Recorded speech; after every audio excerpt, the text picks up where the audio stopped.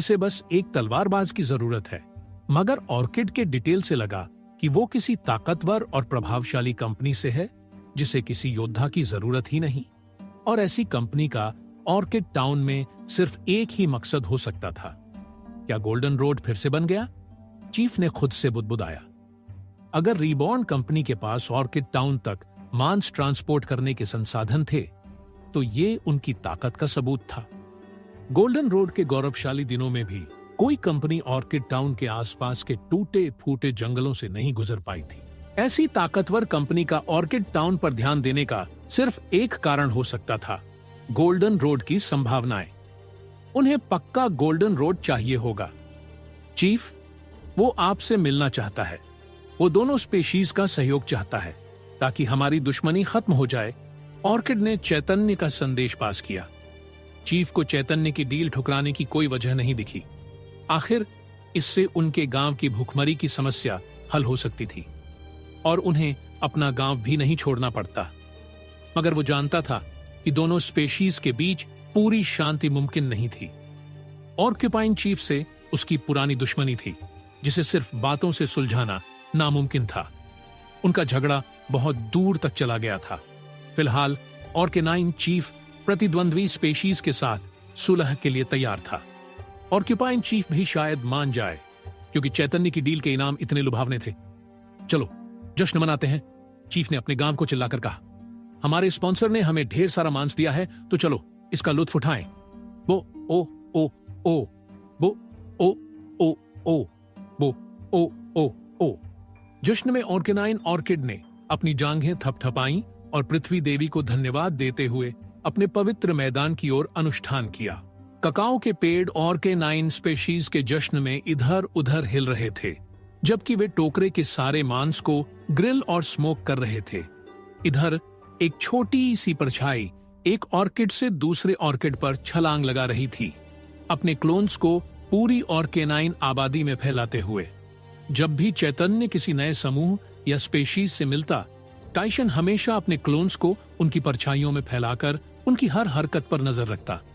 आखिर एक सच्चा निंजा यही करता है। और ऑर्किड के बीच घूमते घूमते टाइशन अचानक उनके पवित्र मैदान में पहुंच गया। एक ऐसी जगह जहां हजारों पुराने ककाओ के पेड़ थे, हर एक पर पके हुए फल लटक रहे थे। अरे वाह, ये चॉकलेट है। ये मिस यूनासी और मास्टर को बहुत पसंद आएगा। टाइशन खुशी से झूमकर खुद से बोला। जब भी चैतन्य किसी नए ग्रुप या स्पेशीज से मिलता, टाइशन हमेशा अपने क्लोनों को उनकी छायाओं में फैलाकर उनकी हर हरकत पर नजर रखता। आखिर एक सच्चा निंजा यही करता है। ऑर्किड के जंगल में घूमते घूमते टाइशन अचानक उनके पवित्र मैदान में पहुंच गया। एक ऐसी जगह जहां हजारों पुराने कोको के पेड़ थे, हर एक पर पके हुए फल लटक रहे थे। अरे वाह, ये तो चॉकलेट है। मिस यूनासी और मास्टर को यह बहुत पसंद आएगा। टाइशन खुशी से झूमते हुए खुद से बोला। इधर रिबॉर्नियन लोग बड़ी संख्या में नए ऑर्किड टाउन पहुंच गए थे। उनका मकसद साफ था, रिबॉर्न नेशन के इस नए इलाके को फिर से बनाना और रिबर्थ करना। उन्होंने घर बनाने, सीवर और पाइपलाइन सिस्टम लगाने और पूरी सड़क व्यवस्था को कंक्रीट में बदलने में मदद की। चैतन्य ने भविष्य में रेल सिस्टम और बिजली सिस्टम जोड़ने की योजना भी बनाई थी, लेकिन कोवान सिटी में स्टीम टरबाइन का काम अब भी चल रहा था। फिर भी चैतन्य ने डिसाइड किया कि घरों में बिजली सिस्टम और आउटलेट्स लगे हों ताकि लास्ट कनेक्शन के लिए सब तैयार रहे। अब नए ऑर्किड टाउन में काम की गति थोड़ी धीमी हो गई थी क्योंकि प्रोफेशनल रिबॉर्नियन वहां मौजूद थे। ऑर्किड की दूर से चिल्लाने वाली आवाजों का न होना भी काम की प्रोडक्शन बढ़ाने में मददगार साबित हुआ। इधर चैतन्य और ड्रैगन बोन्स के पास करने को कुछ खास नहीं बचा था, तो ड्रैगन बोन्स ने नए ऑर्किड टाउन में बेसबॉल शुरू कर दिया। जब जयन ने गेंद को पार्क से बाहर जंगल में मारा तो एक सेटिस्फाइड डींग की आवाज गूंजी। एक बिल्ली जैसी डेमी ह्यूमन ने उछलकर उड़ती गेंद को पकड़ने की कोशिश की, लेकिन वह अपनी आंखों और हाथों का तालमेल नहीं बैठा पाई और गेंद उसके हाथ से छिटक गई। जैक, शाना और उमस ने तेजी से बेस घूमे और होम प्लेट पर अपने भाई को हाई फाइव दिया। हाँ, जयन चिल्लाया। देखा छोटे भाई? साइड में खड़े बच्चे अपने हीरो का हौसला बढ़ा रहे थे, चिल्ला चिल्ला कर। सबसे छोटा ड्रैगनबोर्न बच्चों को बहुत पसंद आया क्योंकि वह खुद उनके जैसा बिहेव कर रहा था। यह चॉकलेट मेरी है। जीत के बाद जयन ने घोषणा की, माफ कीजिए सर जयन, लेकिन मेरी मालकिन यही चाहती है। एग्जा ने अगली पारी के लिए बल्लेबाजी की तैयारी करते हुए कहा। जंगल में कोको की लिमिटेड सप्लाई के कारण चैतन्य केवल कुछ चॉकलेट बार ही बना पाया था, और चूंकि उनके पास समय बचा था, ड्रैगनबोर्न परिवार, खासकर जयन ने एडवाइस दिया कि बेसबॉल खेलकर तय करें कि चॉकलेट किस टीम को मिलेगा। यह था ड्रैगनबोर्न्स और रिबॉर्नियंस टीम यूनासी और उसके डेमी ह्यूमन बॉडीगार्ड्स का मुकाबला। यूनासी को पहले से बेसबॉल खेलना आता था। चैतन्य को याद था कि वह एक बार वैरायटी शो में कुछ मैच खेलने गई थी। यूनासी और एग्जा की फिजिकल एक्टिविटी में अच्छी कैपेसिटी के कारण वे जल्दी ही ड्रैगनबोर्न्स के खिलाफ खेलने लायक हो गए। एग्जा ने तो यह भी कहा कि यह सिर काटने जितना आसान है। नए ऑर्किड टाउन के कुछ लोकल लोग भी यह तमाशा देखने आए थे और वे बेसबॉल से काफी अट्रैक्ट थे। अनफॉर्चुनेटली चैतन्य को खेल में शामिल होने की इजाजत नहीं थी। कुछ तो था कि यह बहुत गलत होगा, जो कि कुछ हद तक सच भी था। आखिर अगर उसे होम रन चाहिए होता तो गेंद मारने की जरूरत ही नहीं थी। वह मैदान के बाहर बैठकर खेल का मजा ले रहा था, जो अपने आप में अच्छा था। टाइशन, तू वहां है? चैतन्य ने अपनी छाया से बात की। कोई जवाब नहीं आया। अक्सर वो प्यारा सा स्लाइम चॉकलेट बार के लिए सबसे पहले कंपटीशन में कूद पड़ता, लेकिन हाल ही में वो अजीब तरह से शांत था। यहां तक कि वो यूनासी से पेटिंग्स मांगने भी नहीं जा रहा था। ये सब तब शुरू हुआ जब वे नए लोगों से मिले थे और चैतन्य को ये थोड़ा सस्पिशियस लगा। आखिर वो स्लाइम कहां गायब है? चैतन्य ने परेशान होकर खुद से कहा। इधर ऑर्के-9 चीफ ने एक बार फिर अपने पवित्र मैदान का रुख किया ताकि अर्थ गॉडेस को धन्यवाद दे सके। जैसा रिबॉर्न कंपनी ने वादा किया था, उन्हें रेड मीट और अन्य ताजा संसाधनों की खेप मिली थी, बदले में दोनों जनजातियों के बीच अस्थायी समझौते के लिए। हालांकि जंगल में कुछ मौकों पर दोनों जनजातियां आमने सामने आ गईं, लेकिन अब यह बस छोटी मोटी तकरार तक सीमित रहता, पहले जैसी पूरी चिल्लम चिल्ली नहीं। इससे जनजाति में खुशी का माहौल था। प्रतिद्वंद्वियों से प्रतिस्पर्धा न होने के कारण वे अपनी फैमिली और फ्यूचर की जनरेशन पर ध्यान दे पा रहे थे। अगर यही कंडीशन आगे भी चलती रही तो ये आइडियल होता। इसलिए रिबॉर्न कंपनी के ऑनर के साथ उनकी आने वाली मीटिंग दोनों जनजातियों के लिए बहुत इंपॉर्टेंट थी। ऑर्के-9 चीफ ने अर्थ गॉडेस से जुड़कर मीटिंग में गाइडेंस मांगने का फैसला किया।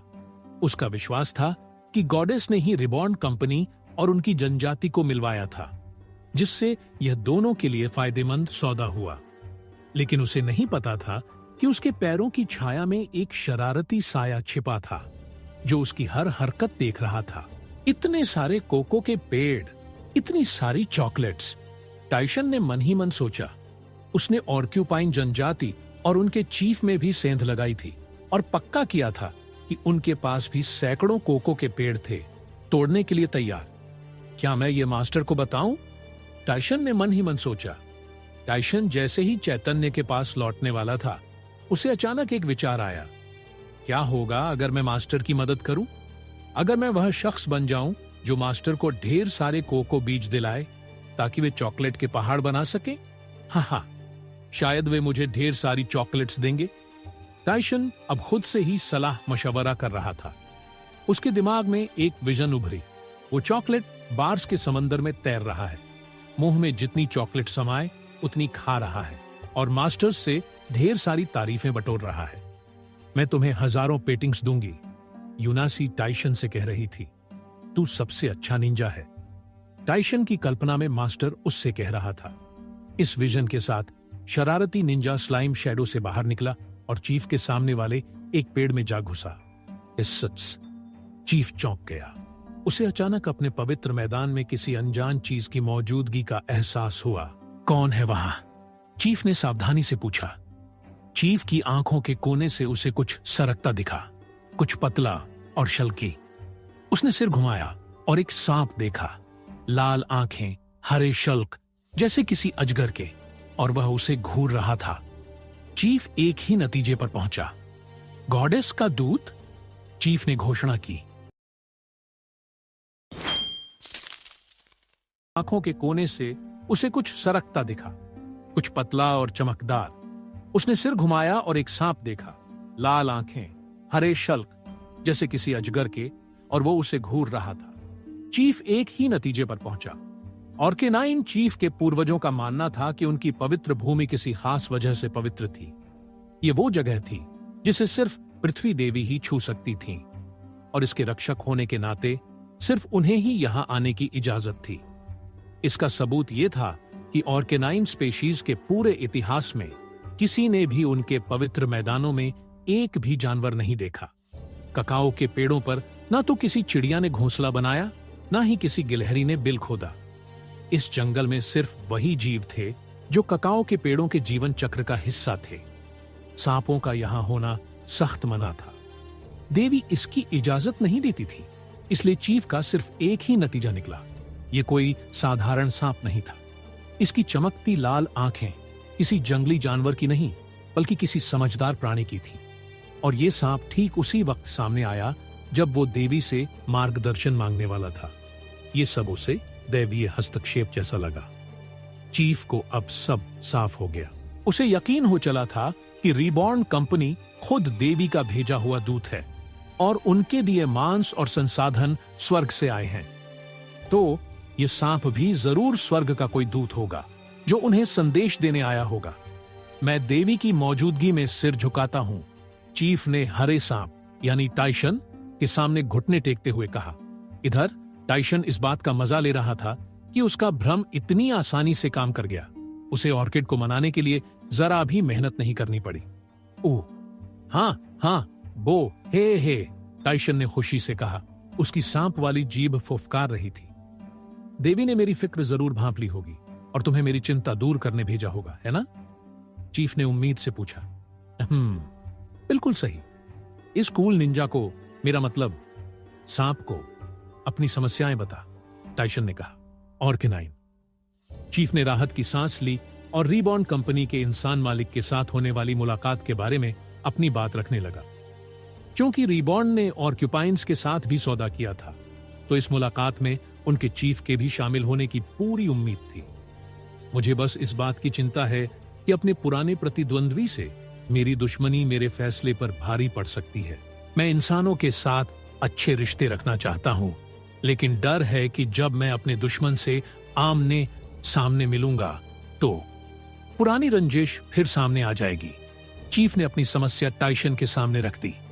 दोनों चीफ्स की प्रतिद्वंद्विता निजी थी और उनके इतिहास में गहरी जड़ें जमा चुकी थीं। हम टाइशन ने सांप वाला सिर हिलाते हुए बुदबुदाया। मुझे लगता है कि प्रतियोगिता और प्रतिद्वंद्विता स्वस्थ और जरूरी है। चीफ ने सांप की ओर देखा। सच में? हाँ, बिल्कुल।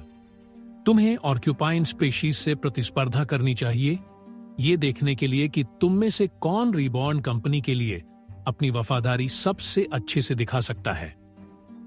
अपने प्रतिद्वंद्वी के लिए नफरत को उपहारों में बदलना, चीफ ने बुदबुदाया।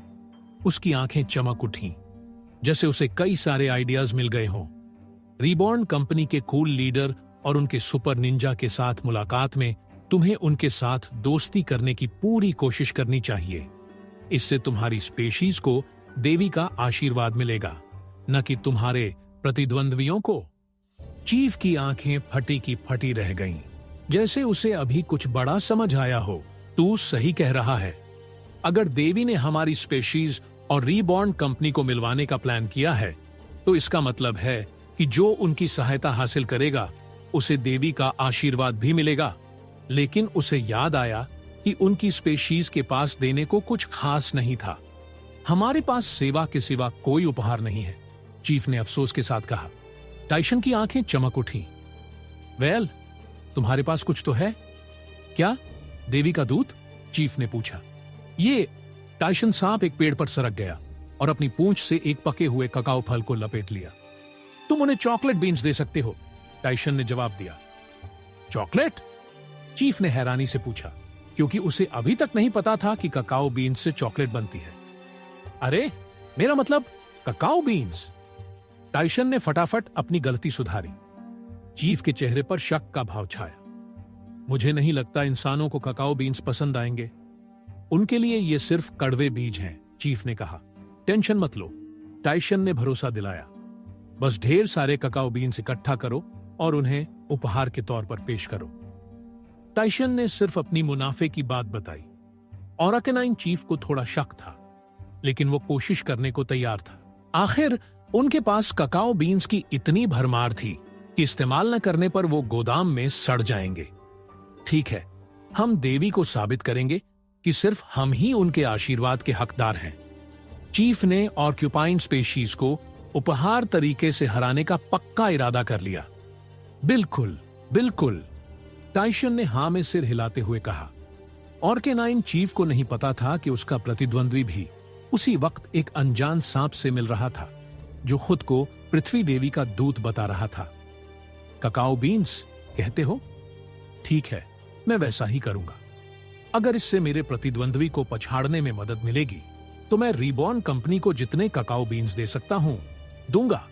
ऑक्यूपाइंग चीफ ने अपनी कांटों को फुलाते हुए उत्साह से कहा। दोनों चीफ्स ने अपने लोगों को पवित्र मैदान से जितने हो सके ककाओ बीन्स इकट्ठा करने का आदेश दिया। वे मुस्कुरा रहे थे, ये सोचकर कि सिर्फ उन्हें ही देवी के दूत से ये गुप्त ज्ञान मिला है। उन्हें नहीं पता था कि वे उस शरारती स्लाइम के खेल में फंस चुके थे, जो पहले से ही सैकड़ों चॉकलेट बार्स खाने का सपना देख रहा था, जबकि ड्रैगन बोन्स उसे जलन भरी नजरों से देख रहे थे, क्योंकि टाइसन ने अकेले ही चैतन्य की समस्या हल कर दी थी, वो भी सिर्फ चॉकलेट खाने के लिए। अगले दिन टाइसन अचानक चैतन्य की परछाई में प्रकट हुआ और ऐसा बर्ताव करने लगा जैसे कुछ हुआ ही ना हो। तू कहां गया था? चैतन्य ने आंखें छोटी करके शक भरे लहजे में पूछा। आमतौर पर इतना चुलबुला स्लाइम कई दिनों से गायब था। हे मास्टर, मुझे 100 चॉकलेट बार्स चाहिए, ओके? क्योंकि अब जो भी होगा उसका मुनाफा सिर्फ मुझे मिलना चाहिए, टाइसन ने हंसते हुए कहा, क्योंकि वह अपनी खुशी छुपा नहीं पाया। तू किस बारे में बात कर रहा है? चैतन्य ने पूछा। तभी चैतन्य ने अपने दरवाजे पर दस्तक सुनी। क्षणा कमरे में आई और चैतन्य की ओर झुकी। ऑर्किड आ गए हैं सर, और लगता है वे अपने साथ कुछ लेकर आए हैं, शना ने चैतन्य को बताया। टाइसन ऑर्किड के आने की बात सुनते ही खुशी से झूम उठा। चैतन्य टाइसन की हरकतें नोटिस कर रहा था और वह इतना समझ गया था कि जरूर टाइसन के निंजा दिमाग ने कोई खेल खेला है, तभी वह इतना खुश है।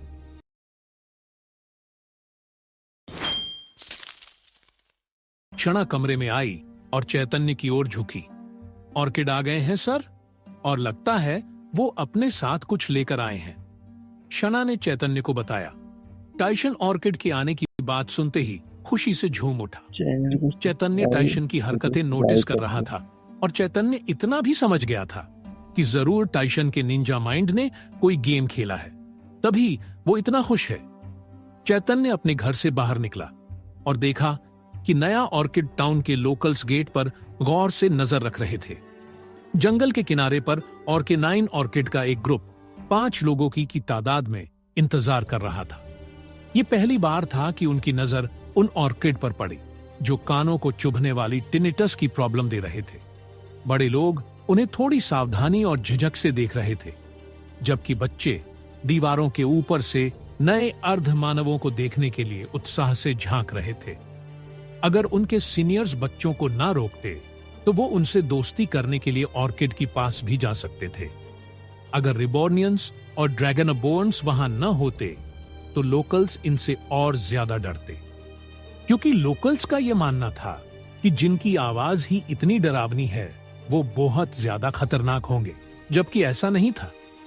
ये लोग किसी को बिना गलती के किसी को मारते नहीं थे। क्या माजरा है और ये सब यहाँ क्यों है?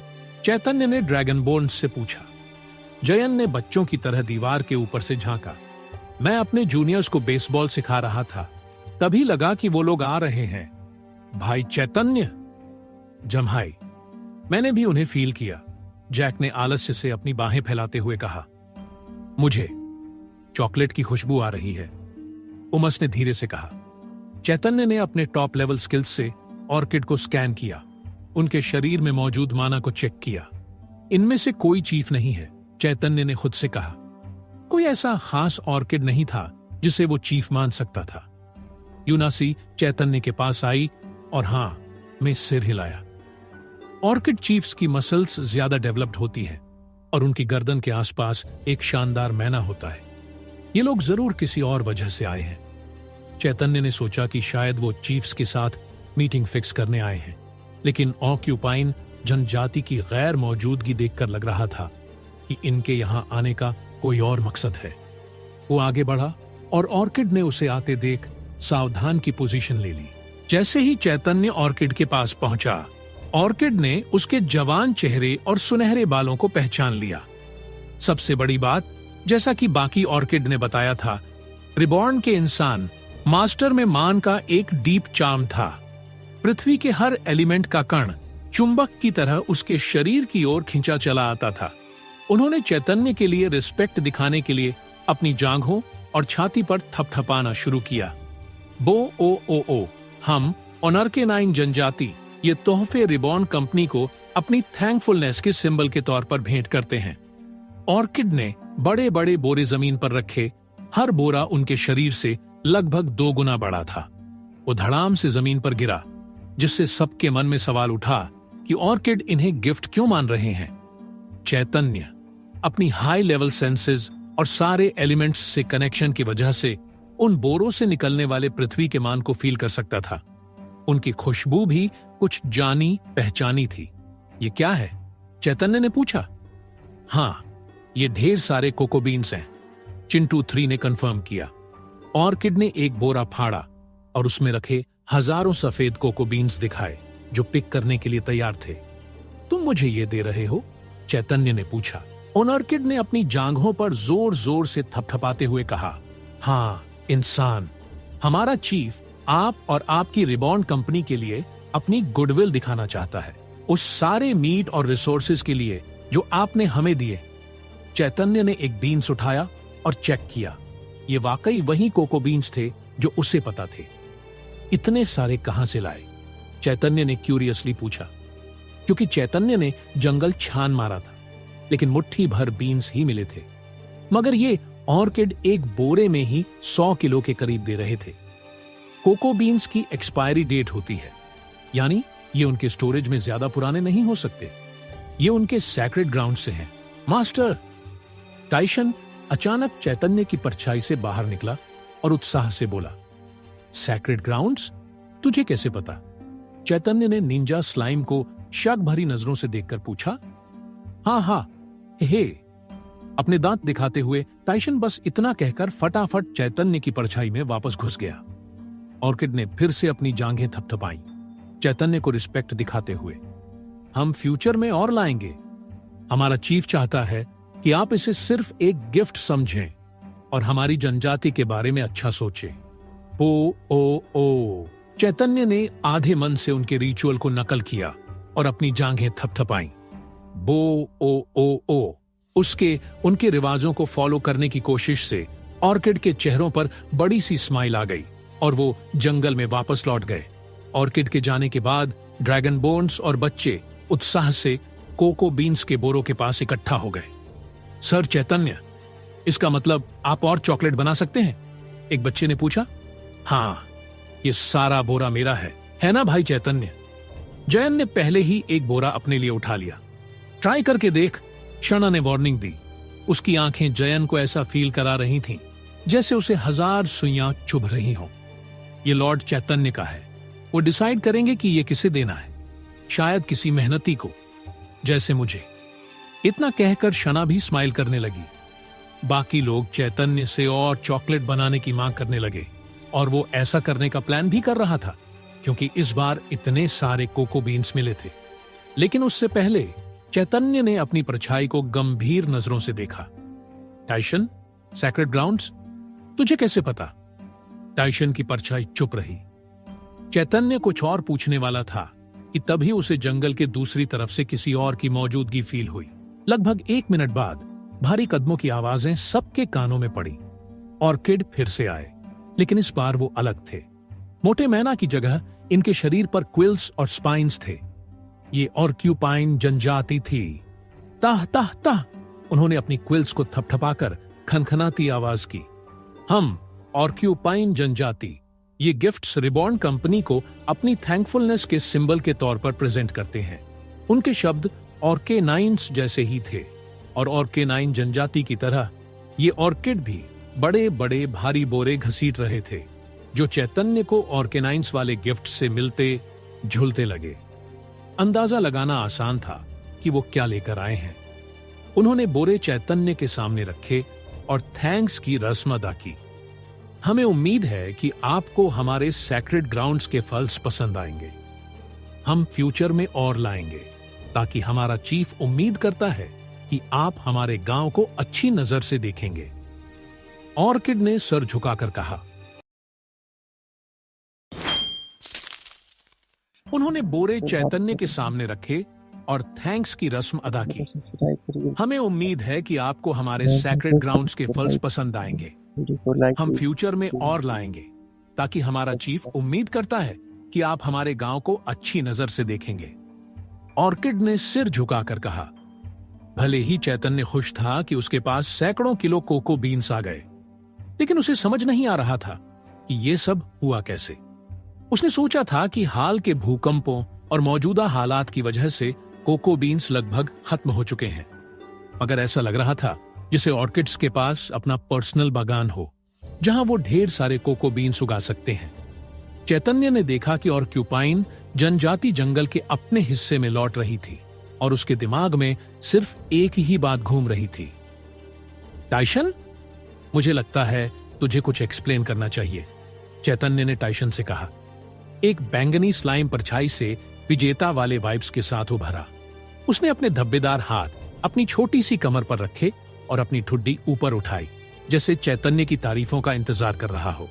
हे मास्टर, जब मैंने उन्हें मीटिंग में देखा तो मैं अपने क्लोन्स को ऑर्किड्स तक फैलाने में कामयाब रहा। टाइशन ने अपनी हीरोइक और थोड़ी ओवर ड्रामेटिक स्टोरी शुरू की कि कैसे उसने जनजातियों में सेंध लगाई और उन्हें अंदर से कंट्रोल किया। उसने कुछ मनगढ़ंत कहानियां भी जोड़ी कि कैसे वो एक कूल निंजा की तरह कई बार पकड़े जाने से बच गया। चैतन्य ने सब सुना और आखिरकार ऑर्किड्स के सैक्रेड ग्राउंड्स के बारे में जान लिया। उनके पास इतने सारे कोको बीन्स क्यों हैं? चैतन्य ने पूछा। लेकिन टाइशन चॉकलेट के रिवॉर्ड के चक्कर में इतना एक्साइटेड था कि उसने इस बात पर ध्यान ही नहीं दिया कि ऑर्किड्स कोको बीन्स को इतना सम्मान क्यों देते हैं, यहां तक कि उसे सैक्रेड भी मानते हैं। चिंटू 3, क्या उनका डाइट मैनली कोको बीन्स पर बेस्ड है? चैतन्य ने पूछा। यह बहुत एनालाइकली है। कोको बीन्स में इतना न्यूट्रिशन नहीं कि वो अपनी विशाल बॉडी को मेंटेन कर सकें। हालांकि इसे पूरी तरह प्रूव करने के लिए काफी सबूत नहीं है। उनकी टैलेंट्स में से एक को एक्टिवेट करना बेस्ट होगा, ताकि ऑर्किड्स के फिजियोलॉजी और कोको बीन्स से उनके रिलेशन को पूरी तरह समझा जा सके। ऑर्किड्स से ढेर सारी फिजिकल आर्ट्स सीखने का भी चांस है, क्योंकि वो रोजाना इसका यूज करते हैं। चैतन्य उनके गृह युद्ध को पूरी तरह सुलझाकर रिबॉर्न नेशन में इंटीग्रेट करने से पहले उनकी टैलेंट्स को एक्टिवेट नहीं करना चाहता था। सो चिंटू 3 का सजेशन, थोड़ा वेट करना होगा। मैंने कैसा किया मास्टर? मैं कूल निंजा हूं, है ना? हे। टाइशन ने आंखें बंद की और चैतन्य की तारीफों और प्यार की बरसात का इंतजार करने लगा। लेकिन कुछ सेकंड्स बाद भी मास्टर की तरफ से सिर्फ सन्नाटा था। मास्टर? चैतन्य परेशान होकर बोला, क्योंकि चैतन्य ने अभी तक उसकी तारीफ में कुछ नहीं कहा था। तो क्लियर कर, ऑर्किड जनजातियां मुझे कोको बीन्स इसलिए दे रही हैं क्योंकि तूने उन्हें एक दूसरे के खिलाफ कॉम्पीट करने के लिए उकसाया? चैतन्य ने सवाल किया। हाँ, टाइशन ने गर्व से कहा। तूने ये जानते हुए किया कि मैं चाहता था कि वो आपस में पीस बनाए और गृह युद्ध खत्म करे? चैतन्य ने गुस्से से कहा और एक चपत स्लाइम को लगा दी। नहीं, टाइशन ने भागकर बचाव करते हुए कहा। ना, तुम्हें मालूम भी है, तुम्हारे इस लालच की वजह से वो लोग आपस में और भी ज्यादा लड़ने लग जाएंगे, और ये नया ऑर्किड को भी इफेक्ट करेगा।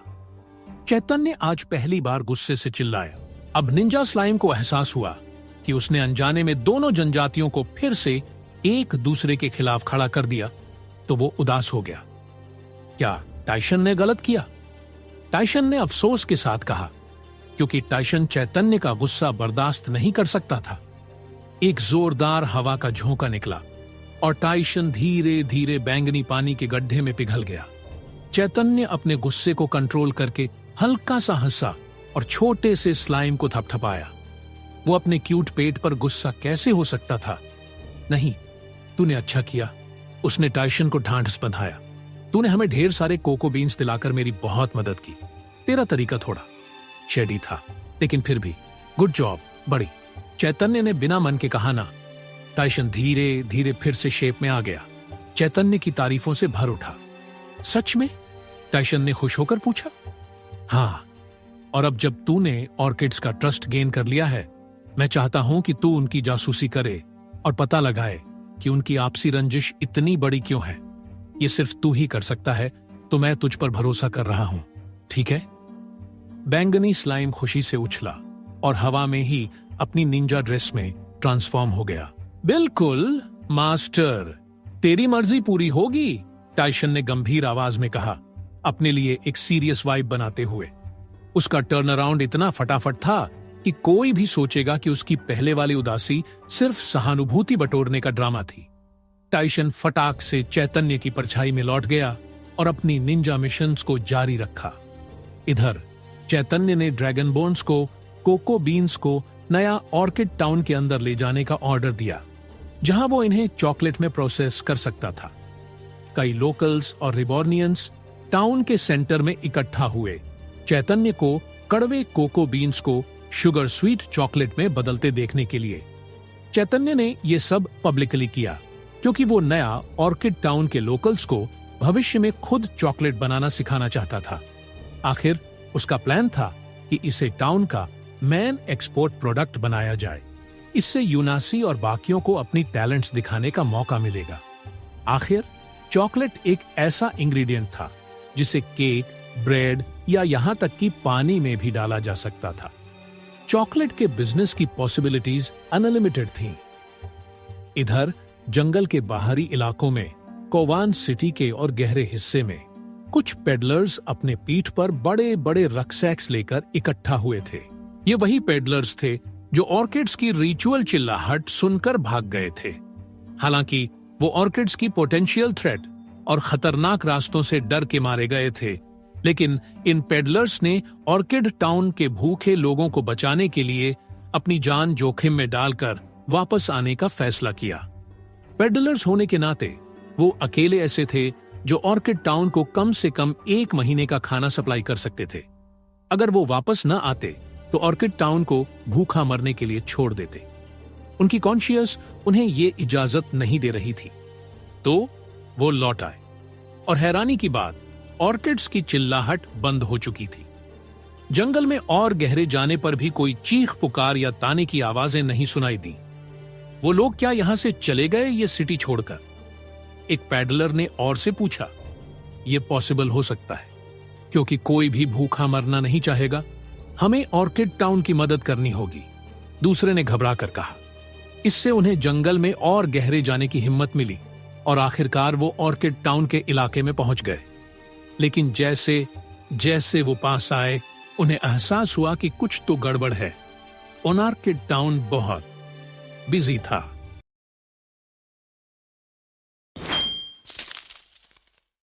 ये हो सकता है क्योंकि कोई भी भूखा नहीं मरना चाहेगा। हमें ऑर्किड टाउन की मदद करनी होगी, दूसरे ने घबराते हुए कहा। इससे उन्हें जंगल में और गहराई तक जाने की हिम्मत मिली और आखिरकार वे ऑर्किड टाउन के इलाके में पहुंच गए। लेकिन जैसे जैसे वे पास आए, उन्हें एहसास हुआ कि कुछ तो गड़बड़ है। ऑर्किड टाउन बहुत व्यस्त था। भीड़ के बीच चैतन्य ने अपना हाथ उठाया और कोको बीन्स को बोरी से निकाला, फिर मंत्र का इस्तेमाल करके उन्हें सबके सामने भून दिया। ये देखकर बच्चों की आंखें आश्चर्य से चमक उठीं। जब चैतन्य ने बीन्स तोड़े और उनमें से गहरे रंग का निब निकला, जिसकी चॉकलेटी खुशबू से वे सब परिचित थे।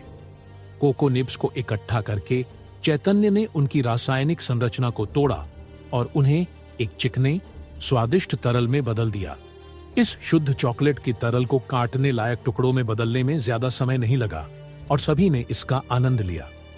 हाँ, एक बच्चा चिल्लाया। मुझे भी दो, दूसरे बच्चे ने कहा। चैतन्य ने दोनों बच्चों को चॉकलेट दी। वाह, क्या मस्त है, दोनों ने चॉकलेट चखते ही एक साथ कहा। इसके बाद चैतन्य ने चॉकलेट्स को हवा के तत्वों के जरिए इस तरह उछाला कि हर एक के हिस्से में चॉकलेट अपने आप चली गई। जयन और बच्चे आसमान से बरस रही चॉकलेट को पकड़ने के लिए उछल पड़े, लेकिन जैक ने अपनी हथेली खोली और एक चॉकलेट सीधे उसमें आ गिरी। इधर उमस और शना ने बिना किसी को भनक लगे हवा से चॉकलेट के टुकड़े झपट लिए। यूनासी और उसके डेमी ह्यूमन बॉडीगार्ड्स को भी एक एक टुकड़ा मिला और उन्होंने इसे कौवान सिटी की किसी भी शाही मिठाई या नाश्ते से ज्यादा पसंद किया। चैतन्य ने चॉकलेट के टुकड़े बराबर बांट दिए, लेकिन कुछ चॉकलेट अपने लिए रख ली। उनके लिए उसका कुछ और प्लान था। जब सभी लोग प्रोसेस्ड कोको बीन्स की शुद्ध मीठी चॉकलेट का मजा ले रहे थे, चैतन्य बेलताइन के पास गया और उससे मदद मांगी। एक रेसिपी है जिसे मैं चाहता हूं कि तुम आजमाओ, बना सकती हो? चैतन्य ने बेलताइन से पूछा। बेलताइन का हुनर बेकिंग में था और चैतन्य जानता था कि उसकी पुरानी दुनिया में कई रेसिपी थीं जिन्हें चॉकलेट डालकर और बेहतर किया जा सकता था। इसका सबसे अच्छा उदाहरण था चॉकलेट चिप कुकीज। चैतन्य ने चिंटू 3 से मिली रेसिपी बेलताइन को धीरे से बताई। बेलताइन ने हल्के से हाँ में सिर हिलाया। उसे इस प्रोडक्ट की संभावनाएं समझ आ रही थीं। चैतन्य, ये मुझ पर छोड़ दो, बेलताइन ने एप्रन पहनते हुए कहा। मैं कुकीज बनाऊंगी। वह अपनी बेकरी में लौटी और तैयारी शुरू कर दी। चैतन्य ने बेलताइन को अंडे, आटा और बाकी जरूरी सामग्री दी, यानी उसे बस सब कुछ मिलाना था। हालांकि फेंटना और मोड़ना जैसी तकनीकें बेलताइन के लिए नई थीं, लेकिन बेकिंग में उसका स्वाभाविक हुनर चमक उठा और पहली बार में ही वह इन्हें शानदार तरीके से कर पाई। जब बेलताइन ने आटा ओवन में डाला तो उसे टाइमर की जरूरत ही नहीं पड़ी। खुशबू से ही उसे पता चल गया कि कुकीज पक गईं। बेलताइन ने ट्रे ओवन से निकाली और ताजा बेक्ड चॉकलेट चिप कुकीज देखकर उसका मुंह में पानी आ गया। उसे यकीन नहीं हुआ कि ये उसने खुद बनाई। बेलताइन ने एक कुकी उठाई और एक काट लिया। अंदर से यह नरम और चबाने लायक थी, बाहर से अभी भी कुरकुरी। जैसे ही उसने चॉकलेट चिप्स में से एक को काटा, एक गाढ़ा मिश्रण उसके मुंह में स्वाद की बाढ़ ले आया। कुकी खाने के बाद बेलताइन खुद को और खाने से नहीं रोक पाई। चैतन्य भी रुक नहीं पाया और उसने एक कुकी उठा ली। इसका स्वाद चैतन्य को उसकी पुरानी जिंदगी में ले गया, जब उसके मम्मी पापा उसे जन्मदिन पर कुकीज गिफ्ट करते थे। यूनासी, ये कुकी तो कमाल है। यूनासी ने कुकी चखते ही तारीफ की। है ना? चैतन्य ने हंसते हुए कहा। बेलताइन का भी और कुकी खाने का मन था, इसलिए उसने फटाफट दूसरा बैच बनाना शुरू किया, क्योंकि उसे पता था कि नया ऑर्किड टाउन के बच्चे और स्थानीय लोग इन कुकीज का स्वाद चखते ही और मांगेंगे। जैसे ही उसने ऐसा किया, ताजा बेक्ड कुकीज की खुशबू पूरे इलाके में फैल गई, जिससे लोग उत्सुक हो गए कि बेलताइन अपनी बेकरी में क्या जादू कर रही है। लॉर्ड चैतन्य, हमें यहां से कुछ खुशबू आई। शना ने दरवाजा खटखटाकर खोला। वह गंभीर दिखने की कोशिश कर रही थी, लेकिन उसकी नजरें टेबल पर रखी ताजा कुकीज पर टिकी थी। शना, तुम सही समय पर आई। सबको बता दो कि कुकीज तैयार है। लो, एक लो। चैतन्य ने उसे एक कुकी उछाल दी। शना ने उत्सुकता से उसे देखा और एक काट लिया। जैसे ही उसने ऐसा किया, उसकी सफेद त्वचा गुलाबी होने लगी, जो उसके शर्माने का संकेत था। वह फटाफट कमरे से निकल गई, क्योंकि वह नहीं चाहती थी कि चैतन्य उसे इस हालत में देखे। लेकिन दूसरा काट लेने से पहले जैक ने उसकी कुकी छीन ली और खुद खा ली। अच्छी है, जैक ने स्वाद लेते हुए कहा। तू बहुत बुरा है, मेरी कुकी छीन ली। शना गुस्से में थी, लेकिन जैक को कुछ नहीं बोल पाई। जब दोनों ड्रैगनाबोर्न भाई बहन आपस में लड़ रहे थे, लोग बेकरी में घुसने लगे और चॉकलेट चिप कुकीज चबाते हुए बड़ी बड़ी मुस्कान के साथ बाहर निकलने लगे। जल्दी ही नया ऑर्किड टाउन में हर कोई पूरे दिन कुकीज खा रहा था। शुक्र है कुछ और बेकर थे जिन्होंने बेल्ताइन की मांग, खासकर जयन और उसके छोटे अनुयायियों की, को संभालने में मदद की। अगले दिन चैतन्य अपने कमरे में आराम से सो रहा था। शना ने फिर से चैतन्य के दरवाजे पर दस्तक दी और उसे टाउन में नई मौजूदगी की खबर दी। लॉर्ड चैतन्य, हमारे पास नए मेहमान हैं, शना ने चैतन्य को नींद से जगाते हुए कहा। चैतन्य नींद में उठा और अपनी सुप्रीम स्किल यूनिटी गैदरिंग को चालू किया। उसे लगा कि शायद ऑर्किड्स की एक और खेप होगी, लेकिन उनकी बॉडीज पर हल्की ऊर्जा पर ध्यान देने पर उसे एहसास हुआ कि ये इंसान हैं। वह बिस्तर से उठा और इन नए अनजान लोगों का स्वागत करने गया। इधर पैडलर्स नया ऑर्किड टाउन की दीवारों से बस कुछ कदम दूर रुक गए। उनके चेहरों पर भ्रम और आश्चर्य साफ दिख रहा था। ये ऑर्किड टाउन नहीं है, एक पैडलर हैरानी से बोला। होना तो चाहिए, एक अनुभवी पैडलर ने जवाब दिया। टूटी फूटी दीवारों और इमारतों वाले बर्बाद टाउन की जगह पैडलर्स को कुछ और ही दिख रहा था। उन्होंने बिल्कुल नई चमचमाती सफेद दीवारें देखीं, जो किसी भी उम्मीद से बेहतर हालत में थीं। इतना ही नहीं, यहाँ की सड़कें भले ही अभी निर्माणाधीन थीं, लेकिन कौवान सिटी की राजधानी की पत्थर की सड़कों से भी बेहतर दिख रही थी। पूरा ऑर्किड टाउन एक बार फिर जीवंत हो उठा था। लोग और डेमी ह्यूमन कंधे से कंधा मिलाकर काम कर रहे थे, अपने खून, पसीने और आंसुओं से टाउन को बेहतर बना रहे थे।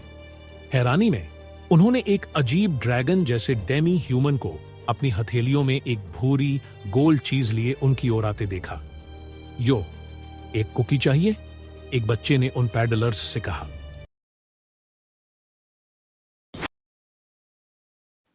वीडियो को लाइक कीजिए, चैनल को सब्सक्राइब था।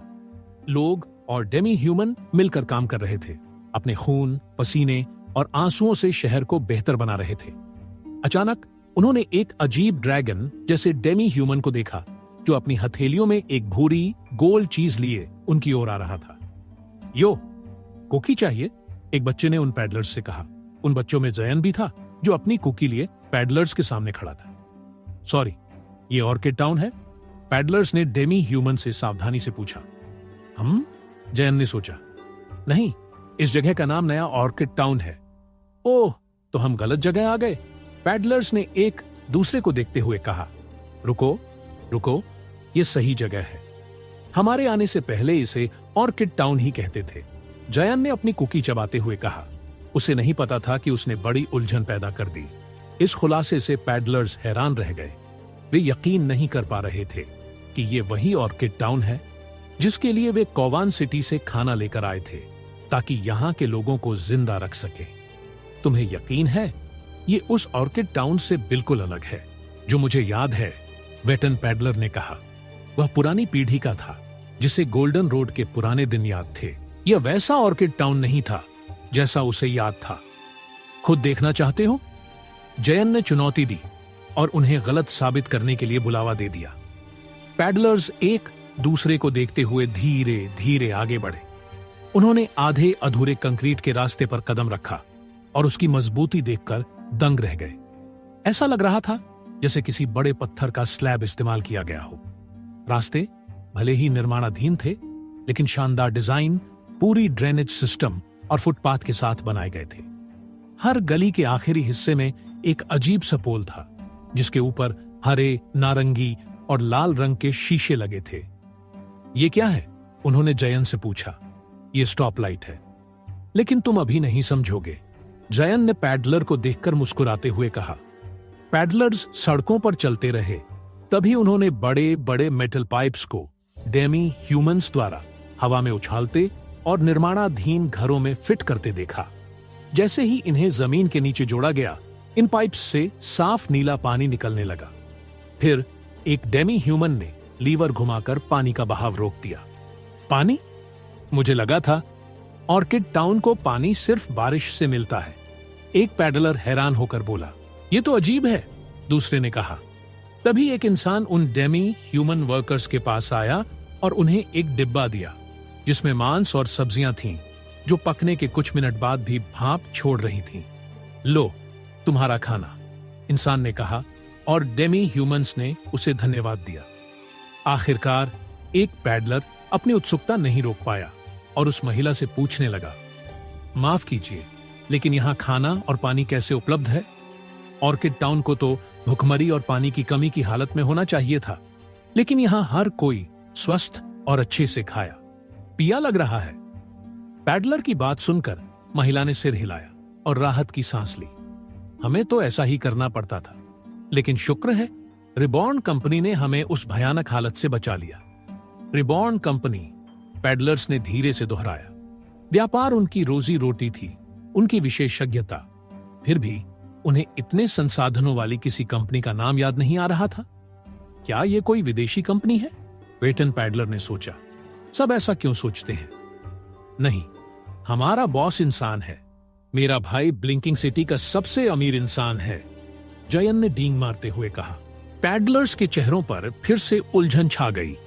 वे कुछ साल पहले ही ब्लिंकिंग सिटी से लौटे थे और उन्होंने ऐसी किसी कंपनी का नाम कभी नहीं सुना था। उनके लिए यह यकीन करना मुश्किल था कि इतनी बड़ी कंपनी कुछ सालों में अचानक उभर आए। Beep beep. जब पैडलर्स नया ऑर्किड टाउन के दृश्य को समझने की कोशिश कर रहे थे, तभी उनके पीछे से एक तेज आवाज आई। मुड़कर देखा तो बड़े बड़े मेटल बॉक्स जैसे राक्षस, जो पत्थरों जितने बड़े थे, उनकी ओर तेजी से आ रहे थे, घोड़ों से भी तेज। वे हैरान होकर रुक गए। रिबॉर्न के ऑटोमोबाइल ट्रकों की भीड़ जो हाईवे रोड से आ रही थी, उससे हिलने की हिम्मत नहीं हुई। जयन को उन्हें साइड में किनारे पर खींचना पड़ा, जिससे पैडलर्स डी कैप्सूल से जमीन पर गिर पड़े। ये क्या था?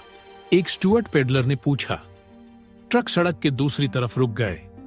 कुछ सेकंड बाद सामने का दरवाजा खुला और ड्राइवर नीचे उतारा। उसका छोटा मोटा कद सामने आया। एक डोमिन? सभी पैडलर्स चिल्लाए। हाँ, कोई दिक्कत है? डोमिन ने चिढ़कर जवाब दिया। अगली बार सड़क के बीच में मत खड़े होना, जैन ने समझाते हुए कहा। पैडलर ने सिर हिलाया।